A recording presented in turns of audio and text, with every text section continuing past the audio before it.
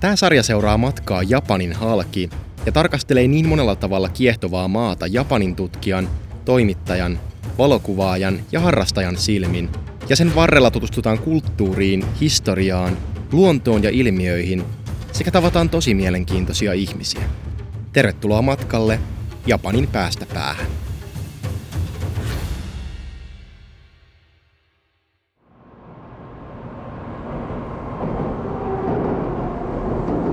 Tokiosta poistuttua oli aika jättää Kantoon itäinen tasankoalue taakse.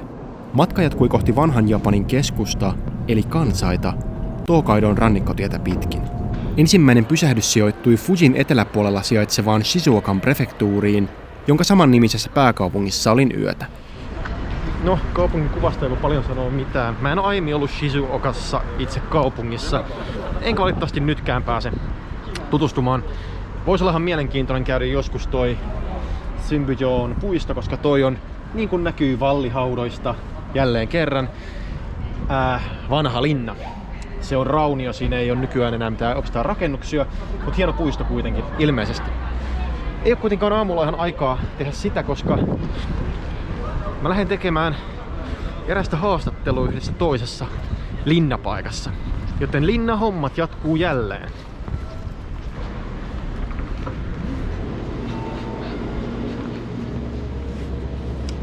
Mä näytän kyllä niin reissusräihäntyneeltä koko ajan. Mistähän mä oonkin? Näin. Kello on noin 11. Nyt majapaikassa yötä ja huomenna virkein ehkä silmin jatketaan Shizuokaa pikkusen eteenpäin.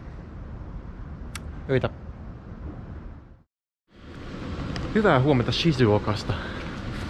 Tosi nätti aamu. Unihiekkaa vähän vielä silmissä. Mä menen vielä aamupalalle tähän läheiseen mestaan, kun hotelli tarjoaa, ja hyppään sitten Shinkanseniin ja mennään naapurikaupunki Kakegawaan.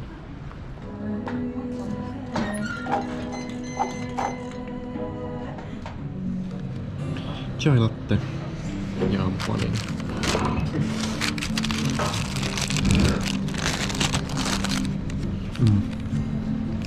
Kuuma on hyvä.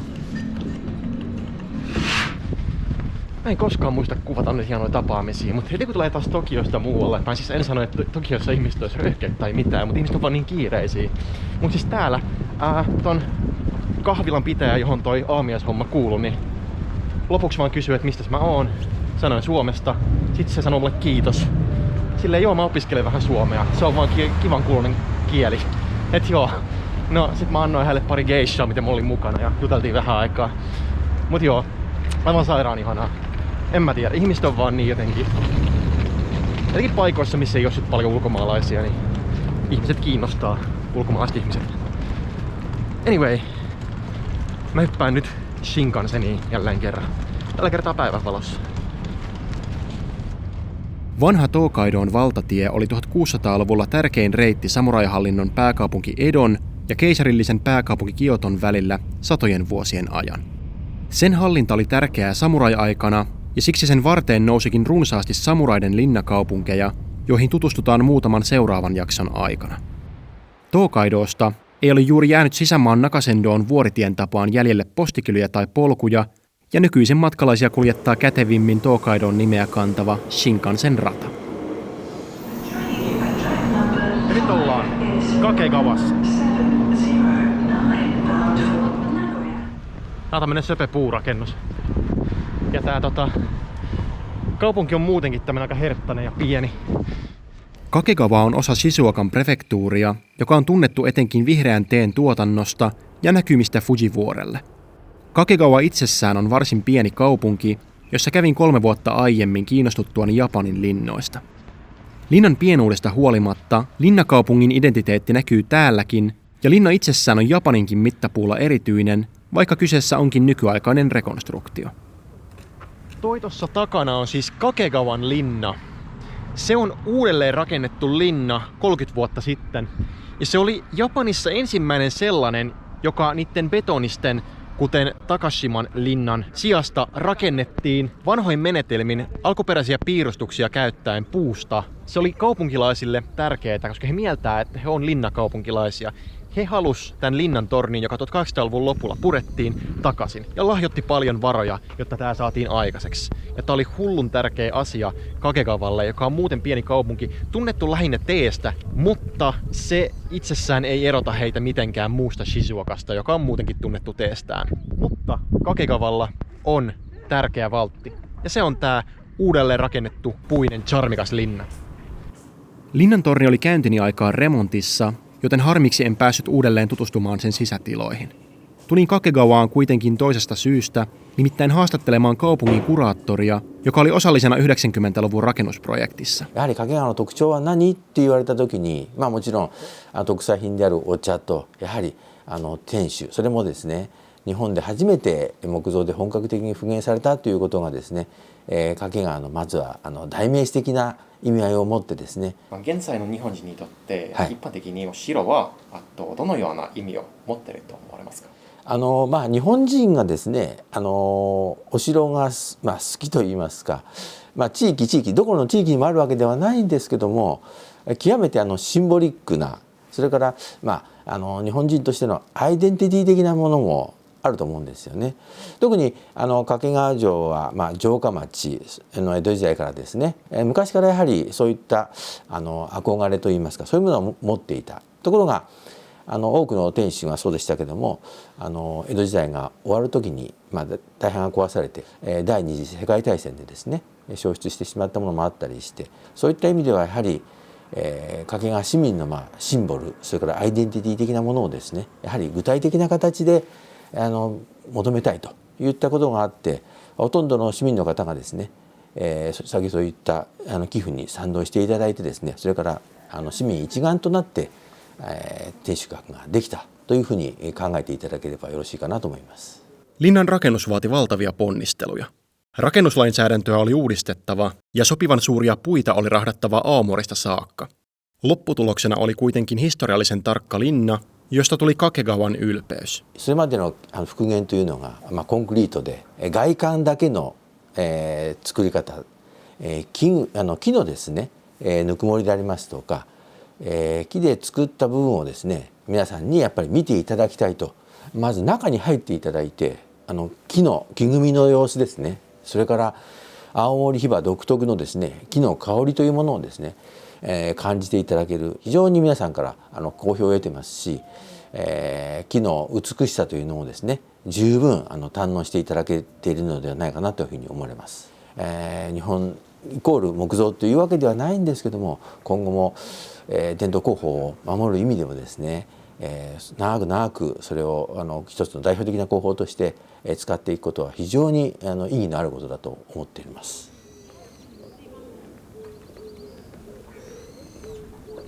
Kakegawan linna tosiaan on tossa noin. Siinä näkyy vähän noita telineitä nyt, eli se on korjauksen alla, sinne ei valitettavasti pääse, mutta tämä tässä, toisin kuin toi linnantorni, niin tää on säästynyt Edo-kaudelta. Tää on 1700-luvulla rakennettu Goten, eli tämä on nyt sellainen hallintopalatsi, jossa muun muassa linnanherra ja hänen apulaisensa ja samurait on asunut. Mennään kattoo sitä lähempää.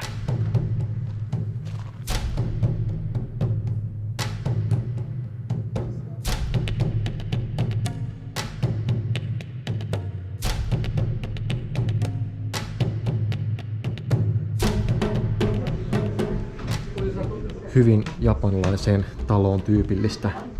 Et on paljon pieniä huoneita, jotka voidaan jakaa sitten paperiseinillä tai tämmöisellä vähän isommalla ovella pienempiin osiin.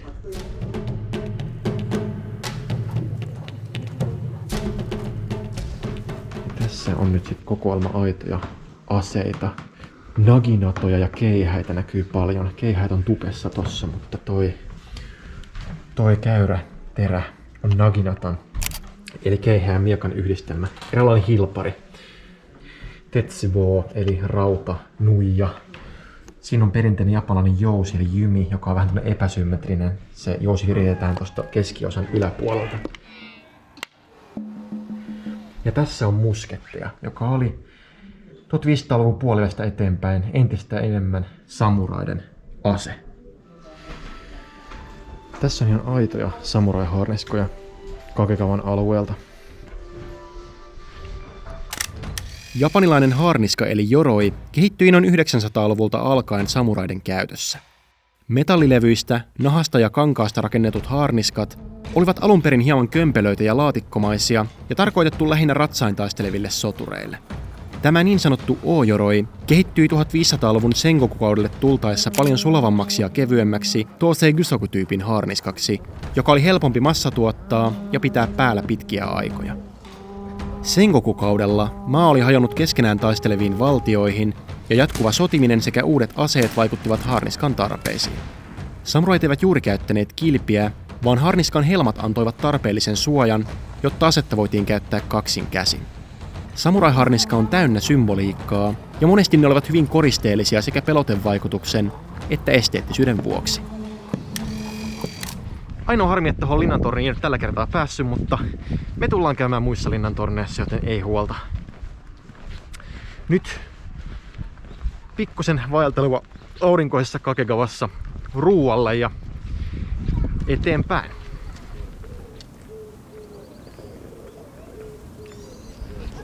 Päädyin sattumalta linnan lähettyvillä sijaitsevaan samurai-tuotteita myyvään kauppaan, jota koristi yllätyksekseni rivi upeita samurai-harniskoiden replikoita. Kauppaa piti Shigeta Kazuyoshi, jonka kanssa smalltalkattuani selvisi, että hän oli rakentanut puolisonsa kanssa erilaisiin festivaaleihin harniskoja ja nukkeja pari vuosikymmentä.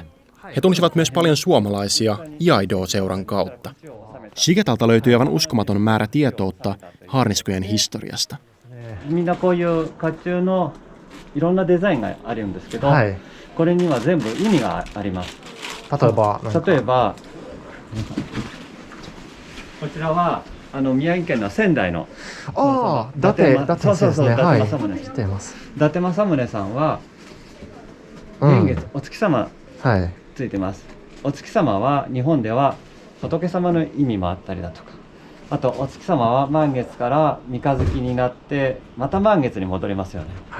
なくならないということで不死と再生のシンボル。そうで、これね、これはこのつば、ここの部分ね、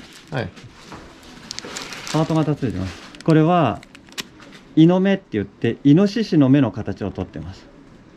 イノシシってすごいドーン突っ込んできますよね。ですから昔から厄除けとして使ってました。そうで厄除けの模様をこういう刀とか鎧につけたりとかしてたんですね。イノ目模様、ハートじゃなくてイノ目で、ね、だから神様の果実の形にしてます。それによって自分を守ってくれますようにっていう願いが入ってます。いろいろな意味がありますね。意味があります。意味のないものはないんですね。もう全部意味があります。本当に勉強になりました。ありがとうございます。そういうのをねこう伝えたくて、今こういう風にやってるんですけど、そう兜とか被ったことありますか？ないですけど。ないです。ちょっと兜被ってみます。いいですか？いいですよ。Shigeta innostui keskustelustamme ja yhtäkkiä löysin itseni elämäni tajunnan räjäyttävimmältä pikaluennolta samurai-harniskan symboliikasta ja toiminnasta samalla, kun Shigeta puki minua hänen upeampaan harniskaansa. Hän oli silminnähden innostunut ja itse puulla päähän lyöty kokemuksen absurdiudesta.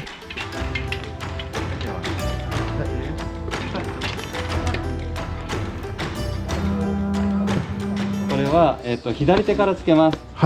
で左ってここに心臓がありますから、昔から神様が宿る手ともされてます。鉄とか革でできてるんですけど、それを糸でつなげてあります。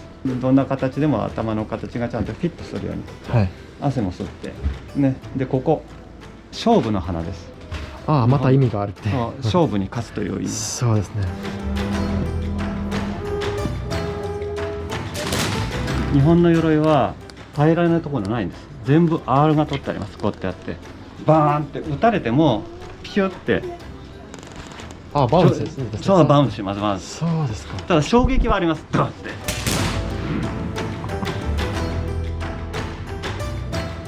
それでここがこうなってるから、これで相手を殴ることもできるし。そうですね。そうで Kävi ilmi, että kyseisiä harniskoita oli käytetty vastikään aikakausidraamassa Dosuru Ieyasu, joka kertoo samurai-hallitsija Tokugawa Ieyasun elämästä. Pukemani harniska sattui olemaan päänäyttelijän, kuuluisan laulajan Jun Matsumoton harteilla, mikä nostatti vielä suuremman kunnioituksen kokemusta kohtaan. 18-kiloinen haarniska alkoi painaa harteilla myös fyysisesti, mutta silloin Shigeta opetti minulle jälleen yhden japanilaisen haarniskan salaisuuksista. 帯として使いますけど、包帯としても使えるし、ね、いろんなことで使えるようになってます。だから日本はいっぱいいろんな道具を持てば大変でしょ。だから荷物を少なくする。荷物を少なくするけど、その持っていくものでいろんなことに使えるものに変えていくんです。やられている見方を。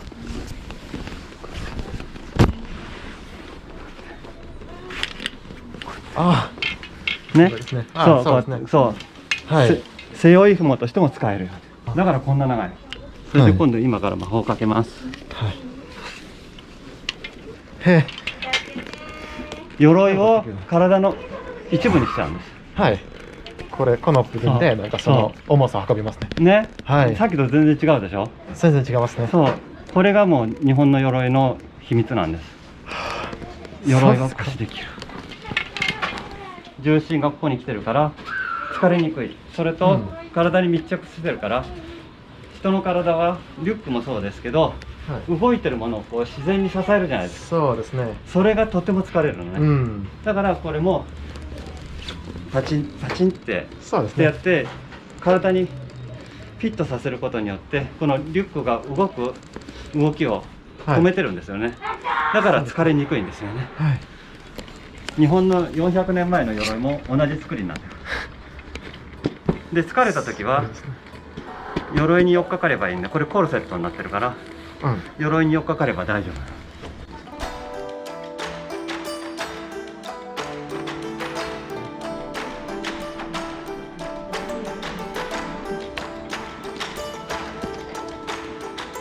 眉毛で人の感情は分かるでしょ。怒ってる時、笑ってる時。だから感情を相手に悟られないようにこうやってギリギリでこうやってかぶる。これが本当のかぶり方。ただテレビだとあなた誰ってなっちゃうから役者さんの顔を見せるためにテレビはわざと浅くかぶせてるね。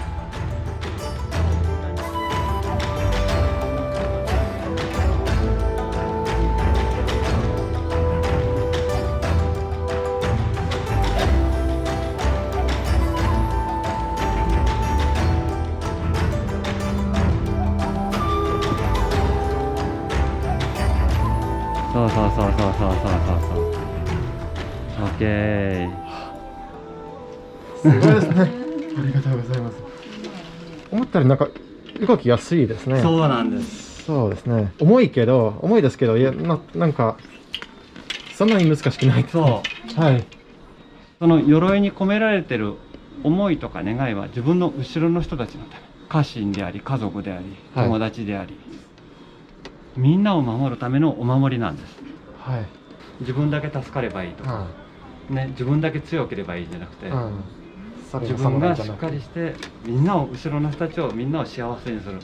だからみんなが殿を支えてくれるんです。だから日本は忠義という言葉があるんですよね。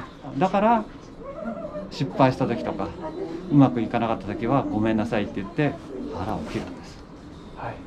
だから偉いから「おー、ね、従え、俺の言うこと聞け」じゃなくって、殿ご命令をって言うんですよ。でやっぱそれが今ね、私は偉いでしょって、私の言うこと聞きなさいってね、そうなってるからまだ世界中で戦争もいっぱいあるでしょう。戦は人の悲しみしか生まないから。だから日本は刀とか甲冑は武具である前に神様なんです。神様としてお祭りして、この最高の武器を使って何とかしようじゃなくて、これを使わなくて何とかしようって、だからお話し合いをしましょうって、お話をするっていうのはとても大切なことなのね。だけど今みんなお話しないでメールとか、それだけで活字だけでやっちゃうでしょ。だから感情がわからないでしょ。だからこいつ変なこと思ってるって言って勝手に勘違いして、どんどん進んじゃって後戻りできない状況になっちゃって戦になっちゃうでしょ。だからやっぱり話し合いっていうのはとても大切なのね。はい、さっきいました芸者ですけど、つまらないものです。どうぞ。はい。どうぞどうぞどうぞ。言っていいですか？はい、いいですよ。いいですよ。これは他は持ってないですけど。いや、はいはいはい。遠慮なく。幻の芸者チョコレート、そう、これ。そうですね。あ、嬉しい。それです。はい。もう嬉しい。ぜひ。まさにまさに。まさかここで。いろいろありがとうございました。あ、いいですか。拍手。本当にありがとうございました。こちらこそありがとうございます。はい、ありがとうございます。はい、さようなら。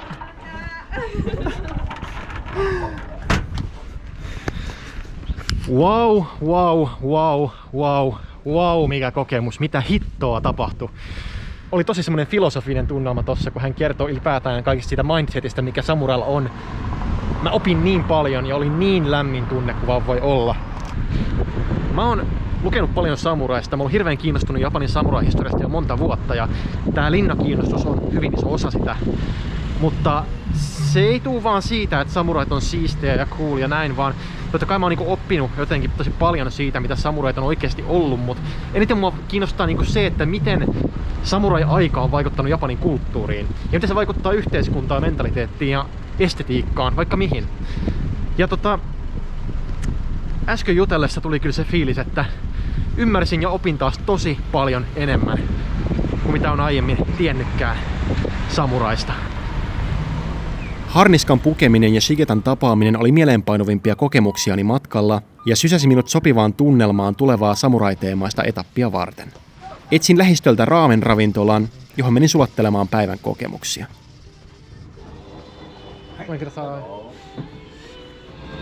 あと、油が多い、普通、多めで、はい。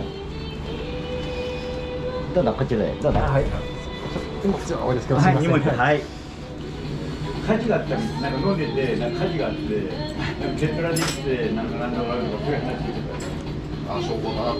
そう。Olipas mukava tyyppi, toi raamen-paikan pitäjä. Kyseli, että haluanko millaisen raamenin ja näin poispäin, vaikka oli ihan tämmönen peruspaikka. Ja sit kyseli vielä jälkeenpäin, että oliko hyvää ja näin poispäin. Ja meinas jäädä juttelemaan siinäkin, mutta pitää ehtiä junaa. Sellainen oli päivä Kakegawassa ja Shizuokassa muutenkin. Mä tosiaan lähden tästä nyt Nagojaan, jonne saavun varmaan just silloin kun aurinko alkaa laskemaan tai on laskenut, koska nyt se laskee parhaillaan. Huppea päivä, ihania ihmisiä täynnä, siis joka ikinen tyyppi, kenet kohtasin, oli vaan ihan sairaan mukava ja sain uuden kaverin sieltä samurai-kaupasta. En mä tiedä, on vaan taas niin hieno tunne, Tokion 5G jälkeen yhtäkkiä tuntuu, että sä olet omanlaisessa persona, joka voi kohdata toisenlaisia persoonoita. Sitä ei tiedä mitä kivaa silloin syntyy. On kiva, kun kaikki voi olla kivoja toisilleen.